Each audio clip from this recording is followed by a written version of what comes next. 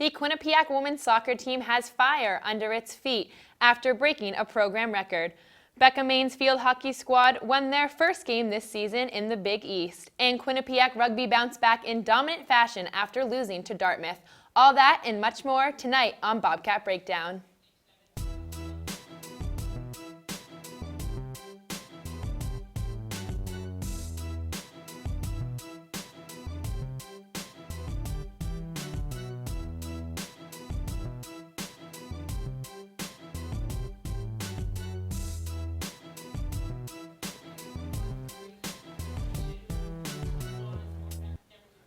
Live from Studio 125, this is Bobcat Breakdown. Good evening, everyone. I'm Emma Carmen, joined alongside Chris Stacy and Kyle Lavasser. Gentlemen, how are we doing tonight?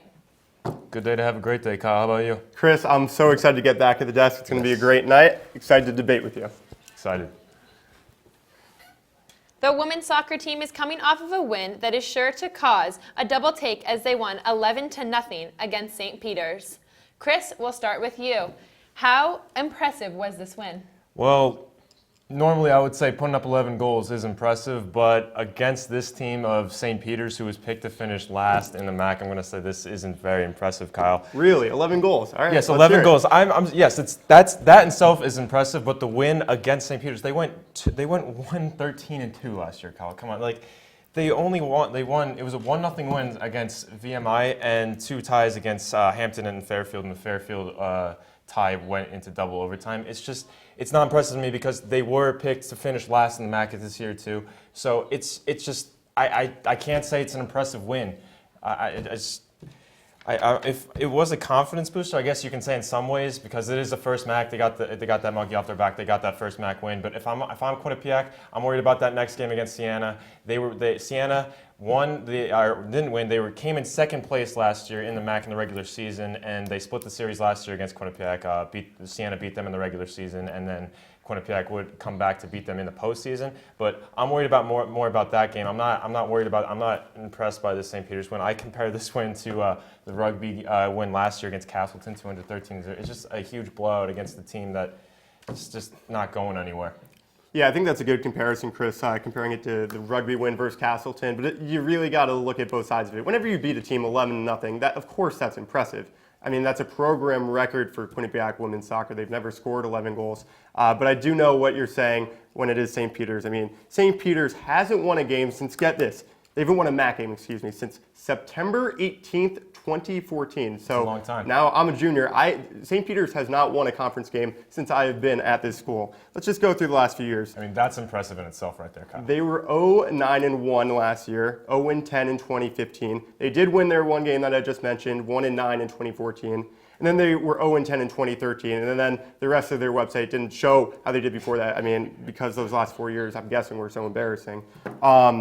But the real statement is the women's soccer team took care of business against a team that they needed to, and it's another 3 points that they really needed to get. Another thing we can agree on, it's just going to be a tough year in Jersey City for those Peacocks this year. Absolutely. So as we move on, what is the importance of that type of win after the inconsistency in the beginning of this season? Like I said, it's just a little bit of a confidence booster for not only just the starters of this team, just everybody. Like there's a lot of players got playing time, so it shows that they can succeed. It was a great confidence booster for Nadia Gill. She had 11 shots. That's impressive in itself. It was just to show, and this goes to show Quinnipiac's depth too. So their subs were able to come in. They were able to maintain that high level of play. Again, it was St. Peter's. Like you mentioned, the struggles they've had in the past, but I just think it's a good confidence booster going into this game against Siena because it is a big game. Well, even more than a confidence booster, Chris, it's really getting them off on the right foot to start the MAC season.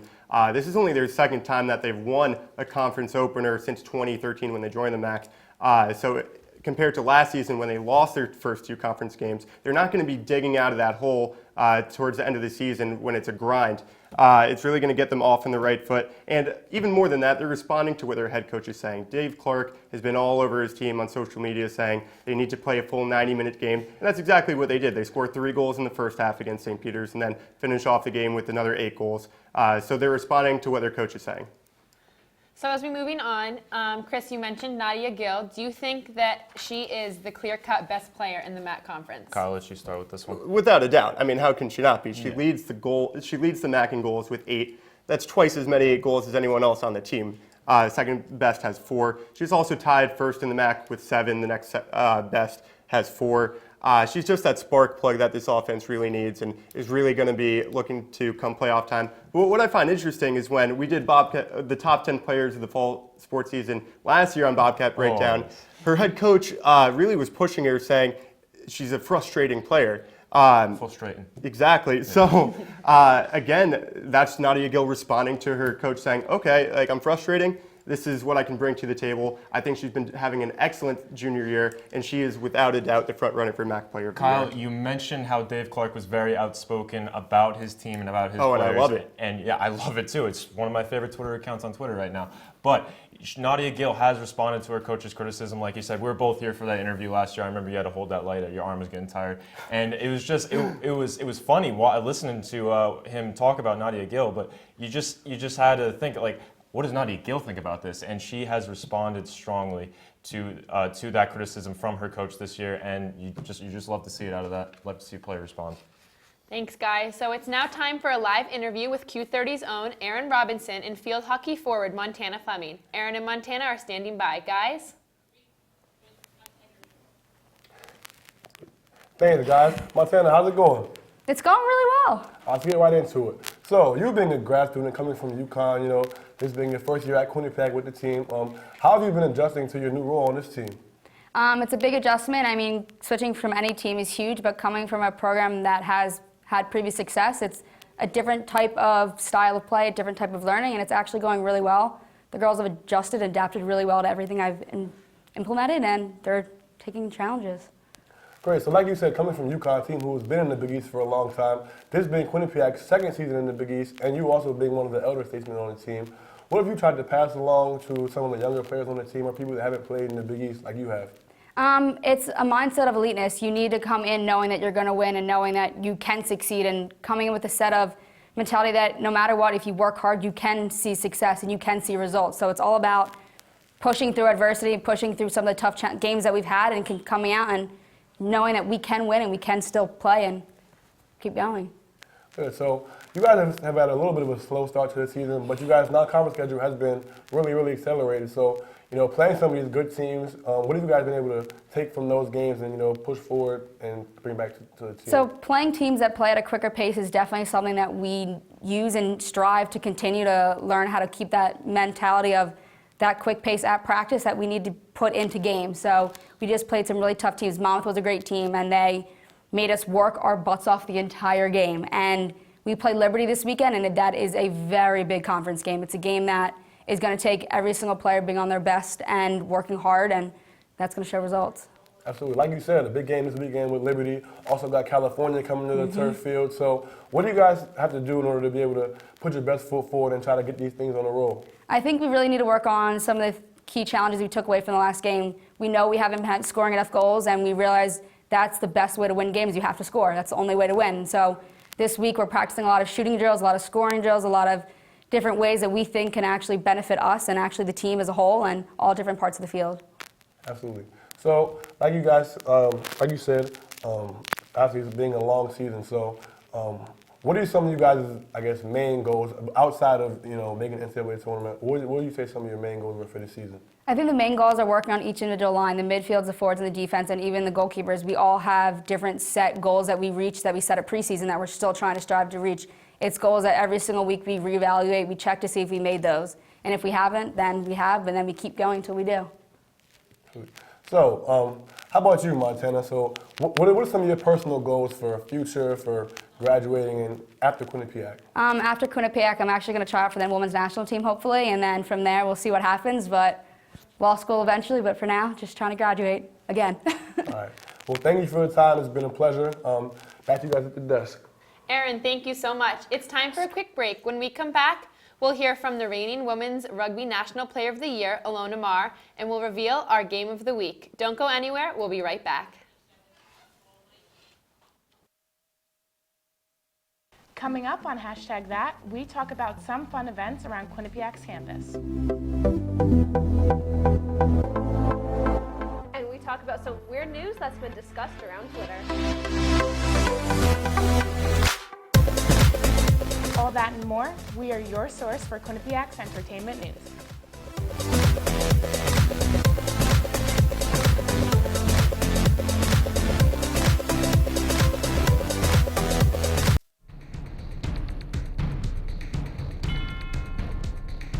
Whether you're on the quad, in your room, or heading to class, tune in to Q30 News. For stories by student journalists you can trust. we are covering the latest here on campus and in surrounding areas. Get the news you need to know every Wednesday night.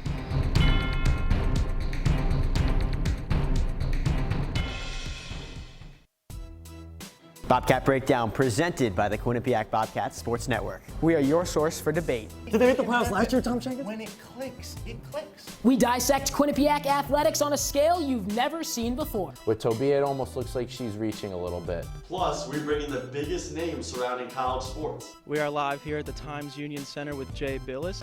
And of course, some comedy. But you can only have so much arena food. I think you're crazy. Bobcat Breakdown, Tuesdays at 9:30.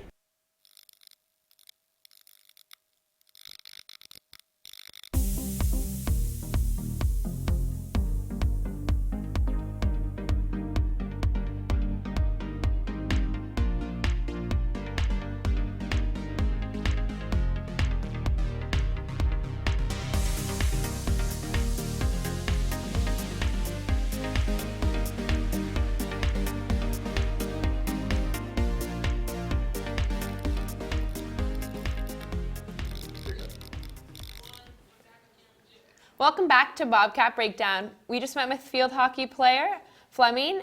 How frustrating is this loss against Monmouth, you guys think? Kyle, we'll start with you. Yeah, so we just heard from Montana Fleming, and she was just saying exactly what I believe. They need to just start scoring more if they want to end up making the playoffs, which I do think they have a good chance to. What's frustrating about this past weekend is that they were winning 2-1 in the first half, and they were off to a great start. It reminded me of when they played Yale at home and got their first win of the season and ended up winning 4-2.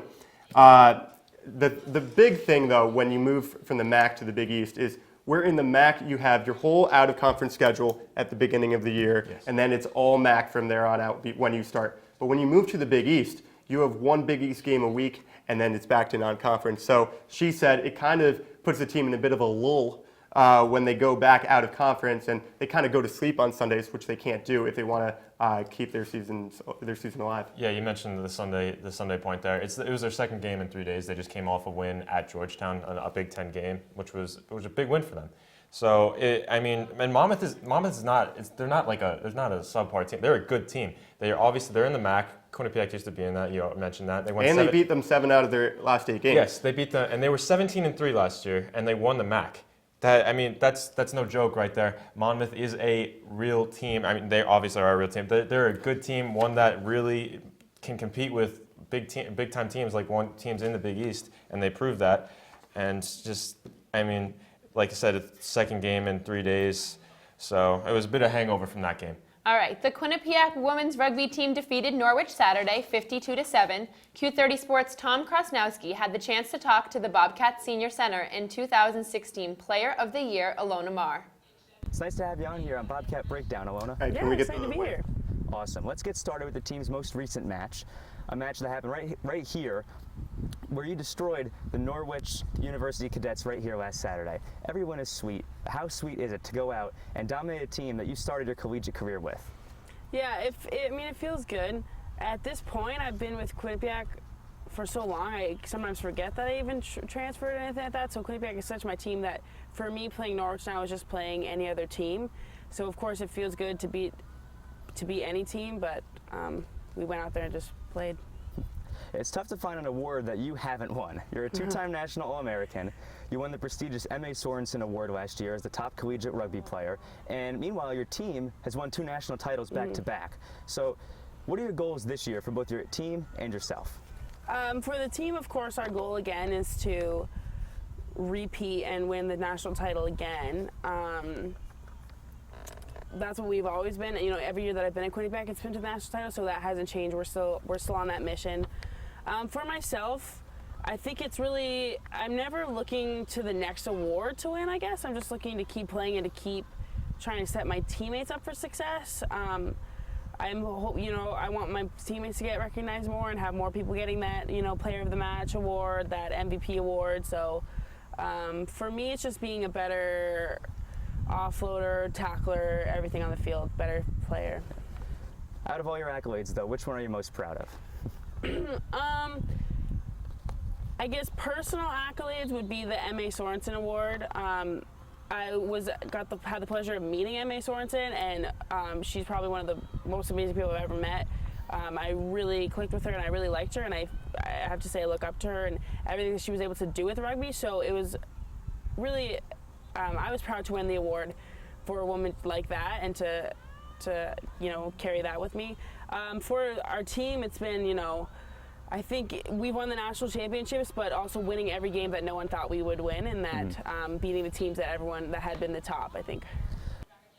Thanks, Tom. Now it is time to bring out the whiteboards. Chris and Kyle, we're going to talk some women's rugby and do some over-unders on the season so far. Chris, you're going to start us off. Will the Bobcats have more or less than 1.5 losses this season? You guys can both write your answer, and we'll have Chris talk first. All right, you ready, Kyle? Yes, I am. Going over on this one. So let me start off to say there's no Castletons on this schedule this year. I mentioned it earlier. They beat them 213-0. There's the schedule. Bit of a blowout. A little bit? Yeah, a little bit, I guess. I guess you can say it is a blowout. But you got Penn State, then you got AIC, and then you got Central Washington, who has given them fits in the past. You know they have history. Then you have Army again, which they aren't no cupcake, and Central Washington right back again. So that is a tough 3 weeks right there for the Bobcats. It will be tough for them to come out, or tough for them to win out. I believe they can do it. It's going to be a lot of luck and just a lot of skill that was going to have to go into that, because Central Washington is a tough team. Yeah, Chris, I mean, you said it. It's a tough regular season to end. There's 6 games left, 2 of them against Central Washington. But you know what? I'm going with under. Okay. And I saw everything I needed to when they beat Norwich 52-7. When they lost to Dartmouth, it really shocked me. Dartmouth is only in their 3rd year as a varsity program in the NCAA. And, the more I look at it, Dartmouth really is a solid team. They were 7-2 last year, only their 2nd year ever. They have plenty of All-Americans. And being on the road against them is no easy challenge when you really haven't seen that program before. Yeah. But now that they have a fire under them and they beat Norwich by that much, I could easily see them winning both their games against AIC. Penn State also lost to Dartmouth this year, so they might be having a bit of an off year. And then Central Washington is a bit of a toss-up, but they always turn their game up for them. So I could definitely see them winning 6 games. Very tough over under. All right, we'll move on to the next question. Do you think that the Bobcats score more or less than 52.5 points in any game? Kyle, we're going to start with you for this one. Sounds good. I'm going to make this one quick. It's going to be over. They'll definitely score more than 52.5 points. They just have so many weapons on this team, and it seems like each game there's a new player scoring 3 tries. Mika Maple scores 3 tries in the first game of the year against Army. Freshman Layla Scott just scored 3 tries against Norwich this past week. Alona Marr is always good for a couple tries. Emily Roskoff. The list just keeps going on. Flora Poole is an All-American, and we'll get to how many All-Americans we each think they'll have. There's just too many weapons on this team, and they're too well coached not to score more than 53 points. Kyle, I have to agree with you that this team has so many weapons, but I'm going to have to go under on this one again because, like I said, that schedule is tough. You got to play Central Washington 2 times in 3 weeks. It's just going to be tough to get more than 52.5 points. All right, talking about All-Americans, how many All-Americans will Quinnipiac Rugby have this season? Over or under 6.5? Chris, we're going to start with you. All right, I am a huge fan of Becky Carlson. I think she is one of the best in the business at coaching women's rugby. So I think she will get these players up to par. They will be at least seven All-Americans on this team. What about you, Kyle? Well, there were 7 last year, and now, I mean, they lost 3 of them in the offseason, and they're bringing in 8 freshmen to a 22-player roster. So I'm going to have to go under, but just barely. I think they have about 6. My All-Americans right now, Ilona Marr, she's the reigning National Player of the Year. I think she definitely makes it. Flora Poole and Emily Roskopf are also reigning All-American players. I like what Taylor Schuessler brings to the team as a grad student. She was an honorable mention to the All-American team last year. Layla Scott has been impressing as a freshman, and then Mika Maples has also been doing an excellent job this year. I could see all 6 of them being All-Americans. Definitely be interesting to see. Thanks, guys, for that. When we come back, we will discuss Quinnipiac men's soccer and its scoring struggles this season. And of course, we have our final roars. You won't want to miss it.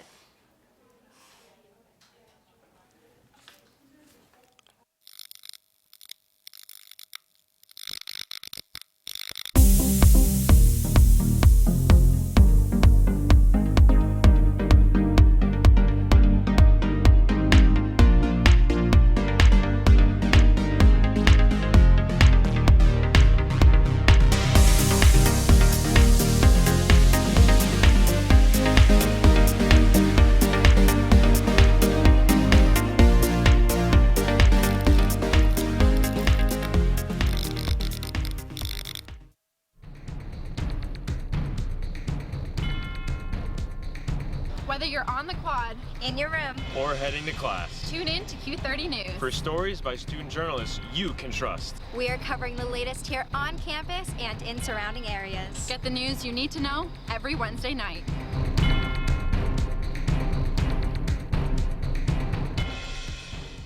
Good morning and welcome to the Morning After.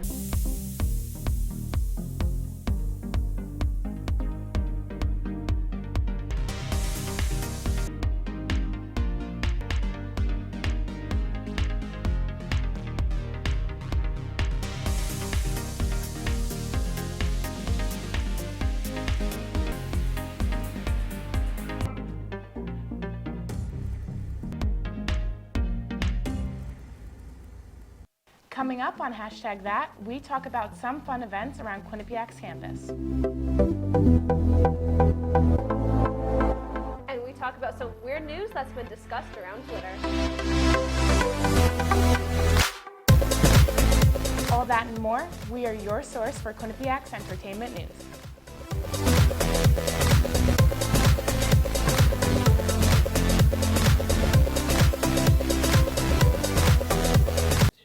And we are back. The men's soccer team is 1-4 on the season so far, and we begin MAC play next week against Fairfield.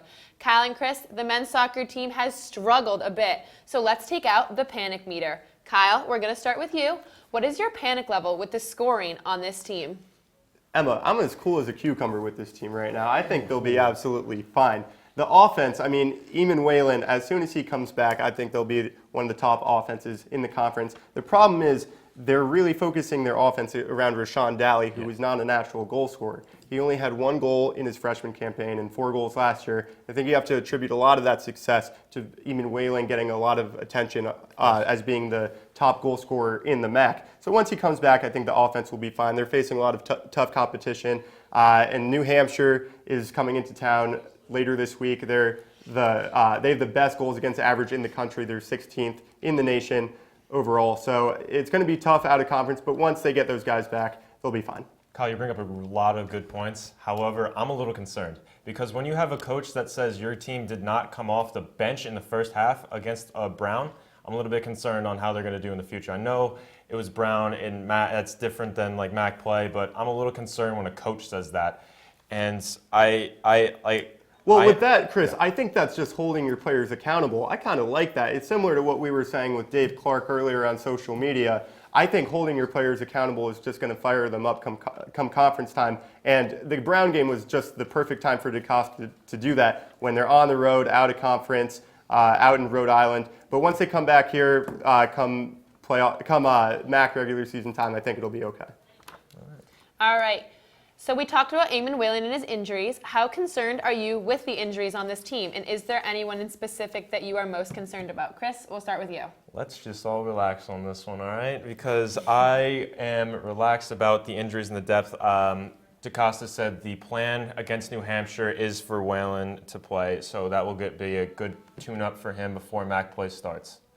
So, and I really do think when MAC play starts, this team is going to start picking up the play, because that's when it's really going to start to count here.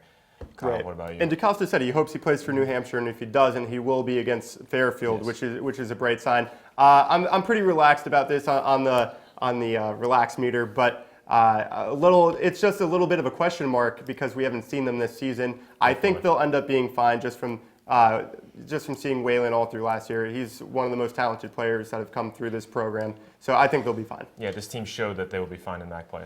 Is this team's overall confidence an issue for them? Do you think it's going to be an issue when it comes to MAC play? No, I don't think so. I think they're a very confident bunch, and what I like is seeing the captain, James Doig, take responsibility for the problems. I mean, you look to your leaders to take responsibility when they lose, and that's exactly what Doig does. He put the pass game on his shoulders, making what he called a lazy pass, and a player that isn't confident wouldn't do that. But he has the confidence to be able to step up and take one for the team. Yeah, I'm actually a little concerned for this weekend because you got New Hampshire. That's a very good squad coming into Hamden, but I'm relaxed for MAC play. Like I said, this team hosted the MAC tournament last year. They were runner-up. It was a good. And they won the MAC regular season. They did win the MAC regular season. They did make it to the championship as well. That was a very well-fought game. So I'm relaxed for MAC play. I'm a little concerned for this weekend because New Hampshire is a very, very solid squad. All right, and to finish out the night, we will all give our final roars. Chris, we're going to begin with you. Well, we have on Friday, Philadelphia native Ty Pickron announced that he is committing to play at Quinnipiac for basketball. And he mentioned that the relationship with head coach Baker Dunleavy was one of the main reasons he committed here. And that's huge because Baker Dunleavy is from Philadelphia as well. So that, and he also mentioned with the interview with Dylan that he has reached out to other players in the Philadelphia area, telling them about the Quinnipiac basketball program and Baker Dunleavy. Now, if Baker Dunleavy, along with the city of Brotherly Love, this could be a potential big for the Bobcats if they're able to land top recruits from that area. And the rest of the MAC better watch out because the Bobcats will be a force to be reckoned with in the future if they keep landing these Philly prospects. All right, Kyle, on to you. If you're trying to rank the best coaches at Quinnipiac, do not overlook Becca Main. While Rand Pecknell, Tricia Fabry, and Becky Carlson each get credit for shining national attention on their programs, as they should, Maine has quietly been at the helm of a premier mid-major field hockey program. There's probably a lot the typical Quinnipiac sports fan doesn't know about Becca Main. Did you know she's a 4-time Coach of the Year? How about her career conference record of 100 wins and only 46 losses? And I bet you didn't know she was the president of the National Field Hockey Coaches Association for 6 years. The reason you probably didn't know that is because she puts her players first. Just look at this past Sunday. After a hard-fought 3-2 loss against Monmouth, Maine finished her press conference with the media and heard reporters talking to each other saying that they forgot a question. She happily came back to talk passionately about her players because she puts them first.